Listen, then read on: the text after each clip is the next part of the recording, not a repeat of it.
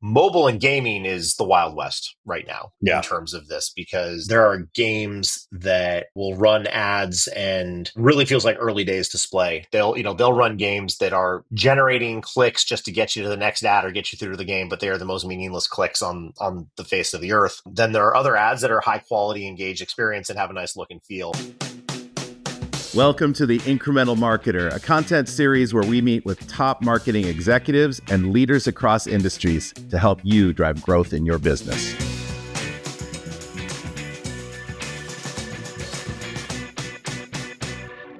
Welcome, everyone, to the Incremental Marketer. My guest today is Andrew Wolin, head of operations at Xsolla Ads. Andrew is one of those rare people who can make business operations and ad operations exciting. Before joining Xsolla, he helped build Zephyr into a global ad tech success story, leading RevOps and launching their first self-serve platform. So Andrew spent his career untangling messy systems, from programmatic targeting to measurement, and he's turned them all into growth engines wherever he's been. So today we're talking about what happens when the lines between CTV, mobile, and gaming start to disappear, which is front lines and what Andrew's working on today, and how you as a marketer can keep your attribution honest in a world that's anything but simple. Welcome, Andrew. Happy to be here. Thanks for having me. You and I worked together back in the trenches, and the growth story of Zephyr, which was a great one. Still to this day, it's a global ad tech success story. Talk to us about your career, how you've gotten to where you are, and would love to hear about that path. Yeah, absolutely. So, I was a sitcom writer for about 7 years, but that is not related to ad tech and marketing, although you will learn a lot from sitting around a writing table when it comes to dealing with messy things. But George Lopez. yes, I started in the early days of digital media when before ad networks, when display media was kind of a new thing, and started at a company called Price Grabber, which was an Experian owned company, and got my starts as a low level ad trafficker. Probably didn't know it at the time, was the best thing that ever happened to me, because it really was where you learn how to find the intersection of technology and sales and kind of speak both languages and learn how all of this stuff works. Spent about 7 years there, built out an ad network and created an ad network for comparison shopping there. Then jumped to Zephyr to really lean into video and walled gardens and kind of understand how YouTube and Google and Facebook and Instagram and TikTok and how that all works. And then have spent the last year at Xsolla building out business operations in the gaming space, because I wanted to go from video to something new, and gaming was a fantastic world where, it 95% of all game publishers rely on advertising to monetize in some way, shape, or form, and it's a growing industry from an advertising perspective. And given that the lines between all of these things are blurrier than ever, I wanted to see, kind of figure out what the connection was between display to video to gaming, and kind of where things are unique and where things overlap. That's great, and we'll get to that in a minute. I'm excited to have that conversation. Tell us, just for the listeners' sake, the Xsolla Ads platform. What is Xsolla Ads, and what are you building? Yeah, absolutely. So Xsolla has existed as a business for about 20 years, primarily offering software and services in the payment space. And so, if you have a kid who's playing Roblox and making in-game purchases, our tech is helping power those transactions. And so we've offered a broad suite of tech that allows game developers and publishers to better monetize the games that they are creating. As I said earlier, the problem is that only about 5% of users actually rely on in-game purchases. The other 95% just want to play the free versions of those games. So we've spent the last year kind of building out and bringing to market rewarded advertising offerings, both an Xsolla app and an offer wall to kind of offer rewarded advertising to users for those game developers, so they can plug and play rewarded advertising solutions into their games, and the users get a lean forward rewarded advertising solution that gives them in-game currency that they can use. The publishers get a secondary revenue stream, and the advertisers get highly engaged users who are leaning in and proactively choosing to take advantage of those ads. So it's a really fun ecosystem and really nice ecosystem for all sides all around. That's great. And what's an example? Who's a major advertiser in the offer space, and what's an offer you would get? Within the performance marketing side, you have two advertisers. So one is there's a lot of just game advertisers who are doing user acquisition campaigns. So Subway Surfer is asking you to complete level 5, and in return for completing level 5 within a certain period of time, they will reward points, which translate to ad dollars, and kind of that's the three-way dynamic between those. Then on the other side, you have a growing world of non-gaming advertisers who are looking to take advantage of engaged users looking to be rewarded for an install or a download. So you've seen a lot of lean in from one social, so TikTok is advertising in this space, to entertainment. So you're getting the Paramount Pluses and the Hulus of the world who are looking for you to download the app. And then 3, you're also starting to lean in from a lot of financial service companies so whether that's a Cash App or a Robinhood or something like that, but also, you're starting to see more like Visa and MasterCard and Capital One lean into these spaces as well. That's great. Okay, and then it starts to get into the blurry lines question, which is if somebody were to come to you and they'd said, I wanted to buy, is it mobile? Is it gaming? Are they buying social? Are they buying CTV? What are they buying? The truth is they're buying all of the above. I feel the Yeah. categorization sometimes starts with who at the agency is doing the buy. If Right. it, if it's going through an agency, or how if it's a direct buy, it's just however it happened to be set up and categorized on the back end. If you are running a mobile buy or a gaming buy, there's probably 70 to 75% overlap between Yeah. those two. Those are things that exist on the same platform because the user is literally playing the game on their mobile device. But then from a user standpoint as well, they're watching what could be classified as CTV on their phone as well. Maybe Yeah. maybe it's on the CTV, maybe it's on the phone, but the user is one and the same. So the lines get really, really blurry really fast. And it becomes an ongoing conversation once the campaign is launched as to how you want to think about it and how you want to attribute it. Personally, you're probably laughing at where you draw the line because that line has constantly been artificially drawn throughout your Yes. career. So, Yeah. so practically speaking, what is the difference? Where's the quality today? Where do you seek quality? As a marketer.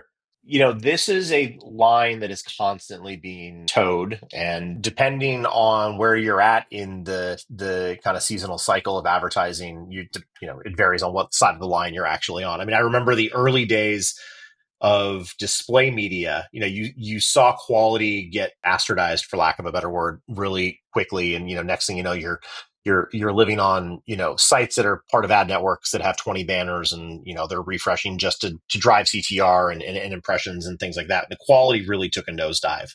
Yeah. Then when you think about the walled garden space, YouTube in particular lived in this blurry line of they were constantly trying to balance user experience, ad revenue, and just kind of look and feel of the site as well. If you look at YouTube today compared to 3 years ago, I mean, there are exponentially more ads running on any video than there were 3 years ago.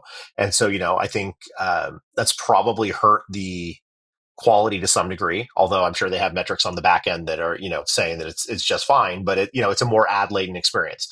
Mobile and gaming is the Wild West right now in Yeah. terms of this, because there are games that, will run ads, and, it really feels like early days display. They'll run games that are generating clicks just to get you to the next ad or get you through to the game, but they are the most meaningless clicks on the face of the earth. Then there are other ads that are high quality, engaged experience and have a nice look and feel. Okay, sponsor break right there.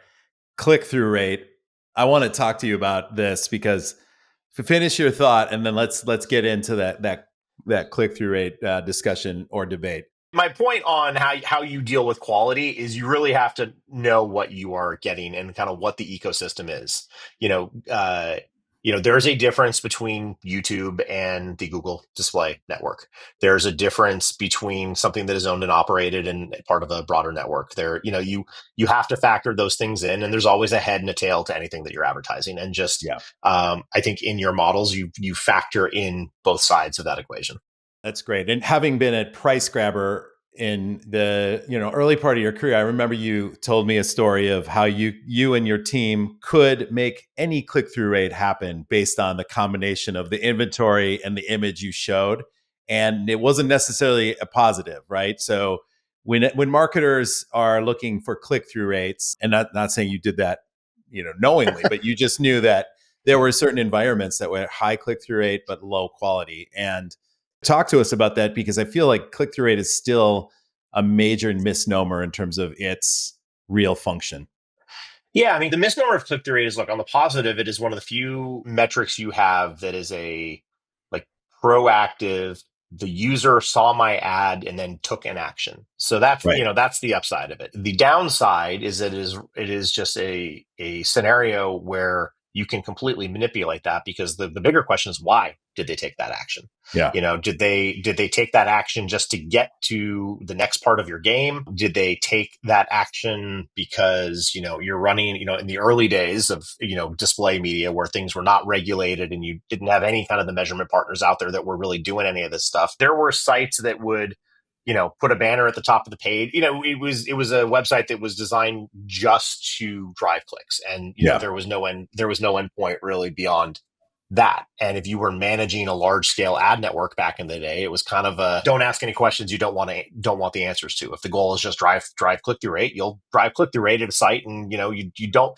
want to look under the hood or ask for the details. Right. Beyond that, it's a metric, but I'm more interested in the things that surround the click itself. So if the click is valuable, but you have to ask yourself, is there a secondary action when you get to whatever the destination is? Can you track time spent on the ad before you clicked? Can you track engagement before those things happened? So the metric in a bubble is about as misleading as you can get. The metric with some context gives you some valuable information. And ideally, you also get the post-click metric of page views, landing page views, key product page views, key actions, and purchase or subscribe. So, that bounce rate, I think, is a huge indicator of quality of traffic. Exactly. It gets into a big question of data framework and looking at your definition of success. Because if somebody clicks on an ad, that's great. If they spend time on that destination site or whatever it is, in substantial way, or go deeper down the funnel, that's great. So that's looking one direction that way. However, looking the other direction is if they clicked on that ad on, a gaming site, or they clicked on that ad on Facebook, the reality is they probably saw that ad on Amazon as well. Yeah. They probably saw that ad on another game at some point too.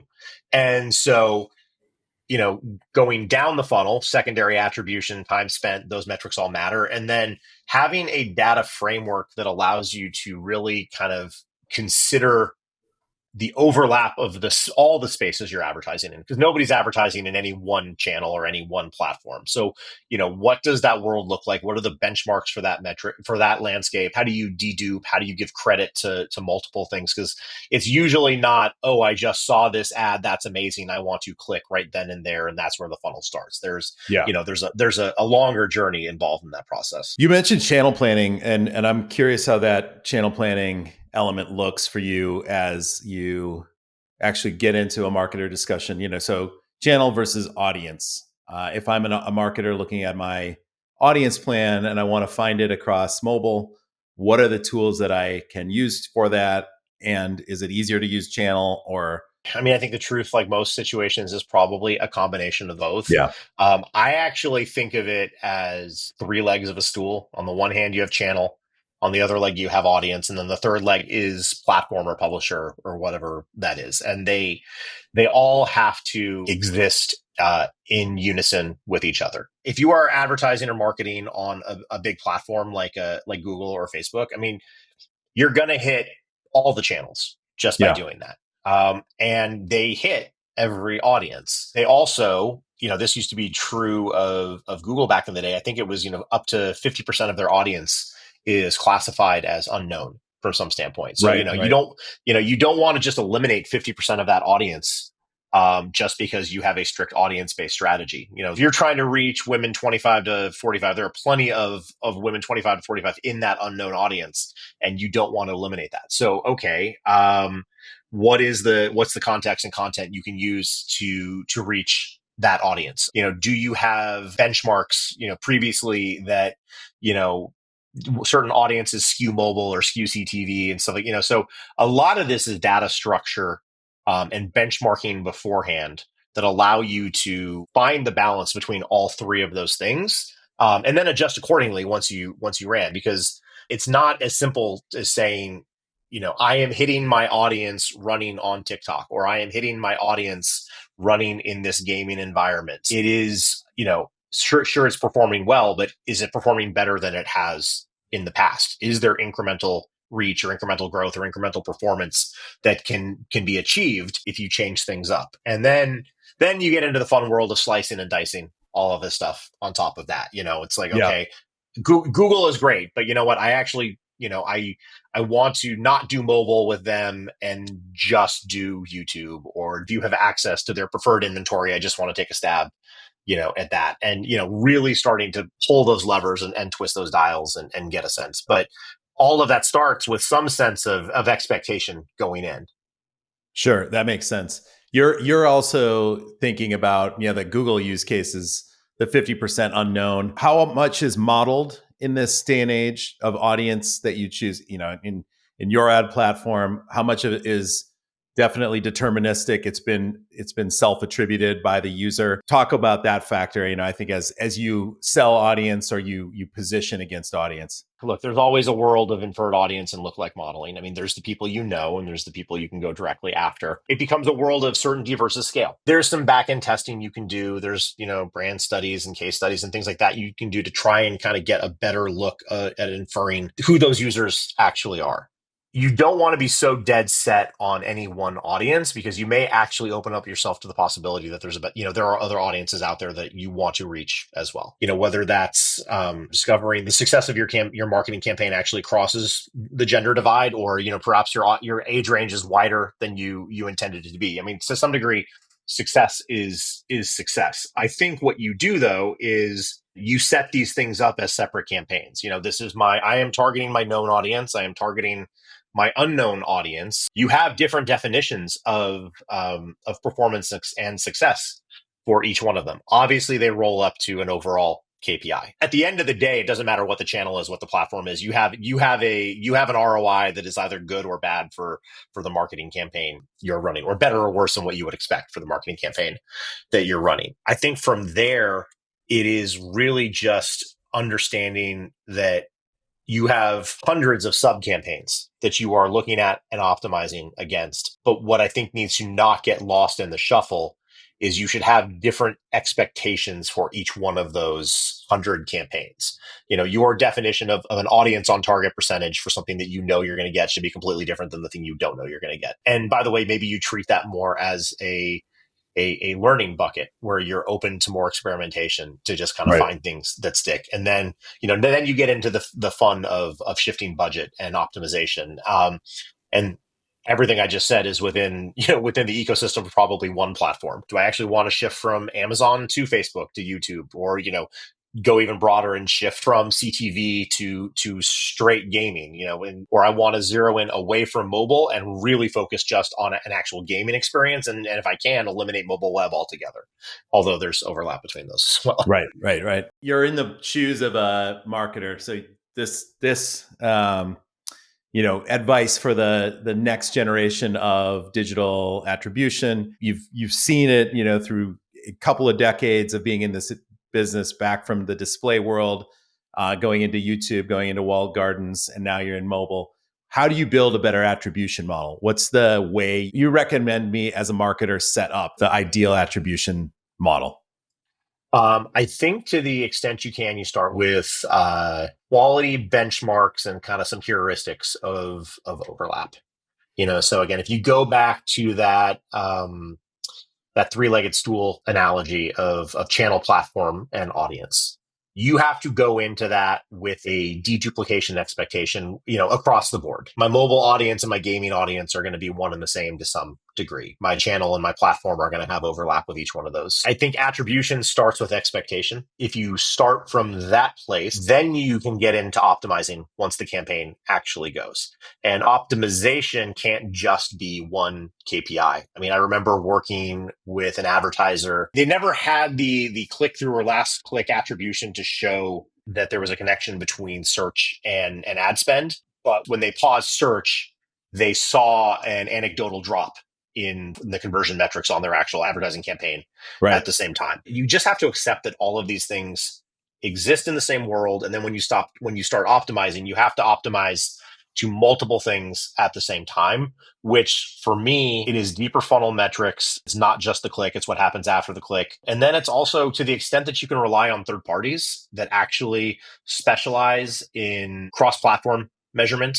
In the world of straight performance marketing, it's kind of like, it's pretty simple. It's like either you have positive ROI or you have negative ROI, and you kind of try and pinpoint on where the successes are, and where the misses might have been. But, in the world of branding, which is a little bit harder to attribute, there are third party brand lift studies out there that, can help you better understand where you found success. Leaning on those third parties who help connect the dots between audiences, who help connect the dots between channel, who help connect the dots between platform is a good way to go. And then, lastly, I just think constantly tinkering and constantly optimizing. Every answer leads to another question, but funnel that question back into your next marketing campaign. Always have a test group that is learning and going from there. Always be optimizing. Don't you have that tattoo on your back or somewhere? I thought that was like your mantra at Zephyr. It's my chest, but yes. Thinking about, you mentioned these tools, Andrew. So from the world that you see today, who are some vendors that rise to the top, who can help you with measurement, particularly in a mobile environment? So twofold answer. I think one, in the world of data structuring and understanding data, somebody like myself who is tech savvy, but by no means an engineer, I have absolutely been leaning into AI to get really creative with SQL queries and things like that. So, ChatGPT, Copilot, whatever your AI tool of choice is, it's been helpful for someone like me to really get deep into databases that probably were limiting for me in the past. And you can ask better questions and get the data-driven answers in a better way. So that's one, from literally like, how do you set up your data warehouse? How do you pull data from your campaign to kind of dig around and kick the heels? The other one, I mentioned third parties and third-party attribution. In the mobile space, I am looking at AppLove and Singular Adjust are obviously, the leaders in the MMP space for kind of doing mobile attribution. You have, obviously biased, but you have someone like Slingwave in the marketing space. In the brand advertising space, Zephyr, I Double Verify are doing, really cool stuff in kind of the brand suitability and brand safety space to kind of make sure that not only is your campaign performing, but it's within an ecosystem that you feel good about. And then, there's a whole host of brand lift companies out there that are doing stuff. There's also a bunch of first party, Google runs their own brand lift study. Meta runs their own brand lift studies. They're good. They're really easy. They are a very seamless experience within the walled garden that you are advertising as well. And you will get good answers. I think, personally, you always take any first party brand lift study with a bit of a grain of salt. But what's the old saying? 50% of all advertising works. The problem is nobody knows which half, which for me, that is just a world. That means you got to ask a lot of questions, and AI is making it easier to ask questions. And then relying on these third-party companies is a good way to get answers, or get part of the answer from what you hope is an unbiased source. That's great, Andrew. You've worked with agencies, you've worked with marketers directly, and you're thinking of this one-to-many enablement, for your organization. How do you do that? Talk to us about how you enable, these parties to get up to the future of mobile and the future of measurement in a mobile environment.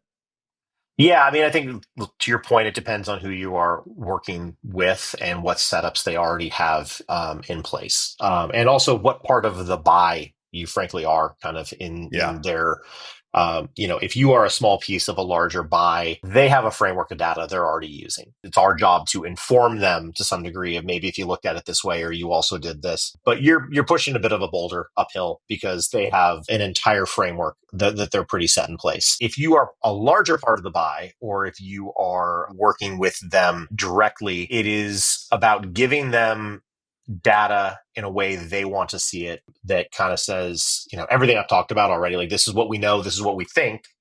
And there's a difference between the two. And then, by the way, this is everything we don't know and we'd like to experiment. And having that constant back and forth of saying this is working, this is not working. But to your point, you have to do that in a scalable way. At Xsolla, we're working on, not unique to Xsolla, but we're working on advertiser dashboards and we're working on publisher dashboards. And then for higher clients, we're much more open to API feeds and data ingestion and things like that. I mean, the best external tools start as internal tools. I've always said that if you want to build a good data pipeline or a good experience for a marketer, start with your ad ops team as an internal user. And so kind of that's the mentality we've taken to some degree, is if we build tools that allow my ad ops team and my pub ops team and my analysts to ask the right questions and kick the tires on things and do all of that, ultimately that can be transformed into a scalable solution for an end client. It is finding that balance of being nimble with data, because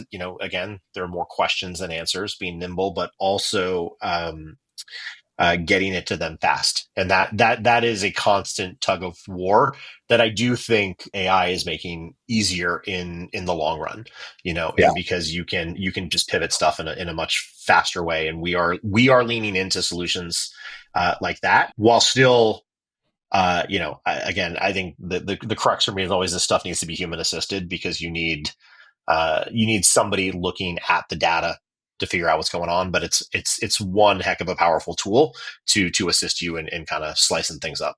Human in the loop. Do you have Yes. onshore, offshore? How's your team structured on that front?